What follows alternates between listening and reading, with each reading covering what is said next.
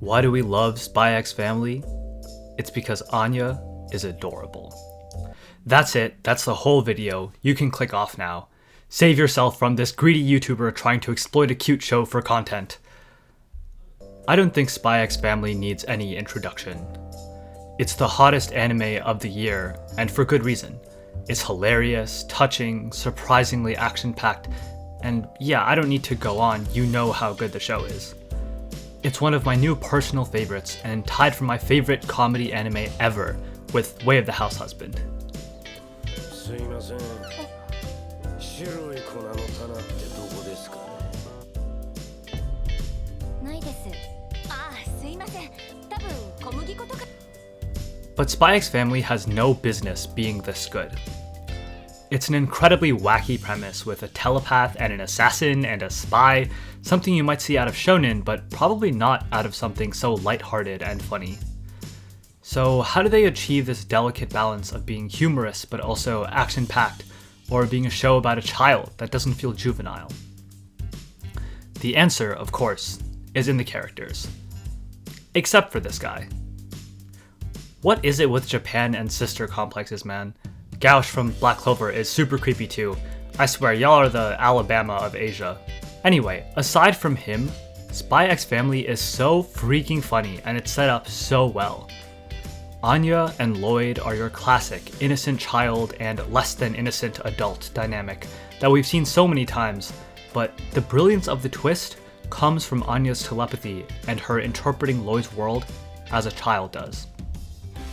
To Anya, Lloyd is the coolest dad ever, one of her spy TV shows come to life, someone who's incredibly important, not just to her, but to the world.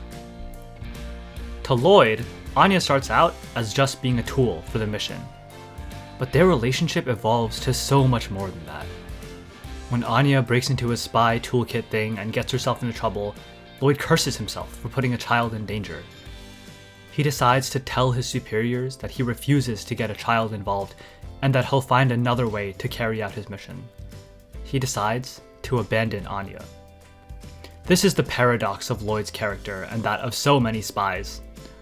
By refusing to live a real life, they separate themselves from the humanity that they're trying to protect. By leaving Anya, Lloyd separates her from his lifestyle, but he also separates himself from hers. And so, Lloyd needs Anya to get back in touch with his humanity, to have some semblance of a normal life, to remember what it's like to be a person. Anya, for her part, is the most lovable character I've ever seen, full stop, period. I think a lot of this is the character design. Just look at her. When I was Anya's age, I remember being very annoyed at my grandparents for squeezing my cheeks, but when I look at Anya, I totally get it. She's adorable. Dun, da, da, da. And this is my very own room. I love it, Anya. And her telepathy makes her really funny, like when she looks out for enemies in episode 1, or generally reacts to what Yor and Lloyd are thinking. Maybe the best thing about Anya is that she behaves like a real child would. There are a lot of anime out there that have their characters acting way older than they should be. Like, Tokyo Revengers has this dude, and this dude, and this dude, and it's an anime about middle schoolers. No hate though, Tokyo Revengers is absolutely fire, go check it out. But in Anya, we get the humor of a real child reacting to an adult world, the one of espionage. Anya can read minds, but that doesn't actually make her smart and isn't a catch-all solution to everything. Sometimes it's actually quite the opposite. For example, she's overwhelmed during the entrance exams, and during one of the most heartwarming scenes of the show, passes it purely due to the studying she did with Lloyd. She can be really dumb in that curious way that kids are, like when she breaks into Lloyd's room, grabs his spy equipment, and sends out a message with it. And she has her obsessions, like with peanuts or spy movies, as well as her little catchphrase. Look, look. But this childishness doesn't stop Anya from having depth. She's overwhelmed when she feels the hatred at the rally in episode 4, and is quick thinking and heroic when it comes to saving the child from drowning in episode 12. She wants more than anything to succeed in school, get the Stella, make Lloyd proud, but she's also human and kind of messes up when she falcon punches Damien into oblivion. Let's be real though, depth or no depth, the reason we love Anya is stuff like this. 秘密警察って何？秘密と警察なんかワクワク Like Lloyd, Anya has no real family and no real friends, at least until she meets Becky. She was experimented on by the government and tossed aside like nothing. She needs a family, and she finds one in Lloyd. Lloyd and Anya need each other. Anya needs a father figure and a school, and Lloyd needs to be reminded of his humanity. And obviously, he needs her for his mission. And then we have Yor. Someone forced to find a husband because single women are under suspicion of being spies.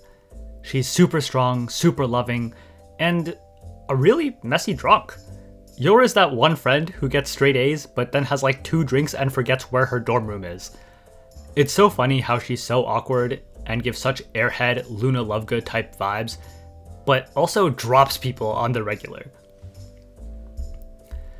Beyond that, she doesn't have a ton to do compared to Lloyd and Anya, but I love her vibes regardless. And it's so funny how Anya is both in awe of how cool she is, but also horrified by whatever murderous thought is running through Yor's head. And also, I love Yor and Lloyd's relationship. Yor is an assassin and a complete badass, but socially, she's kind of an outsider. Her parents died when she was young, and she was forced to care for this little brother, all on her own, and she wasn't able to integrate into society as well as some other kids might. Her lack of a husband is a subject of ridicule from her coworkers, and could even get her into trouble politically.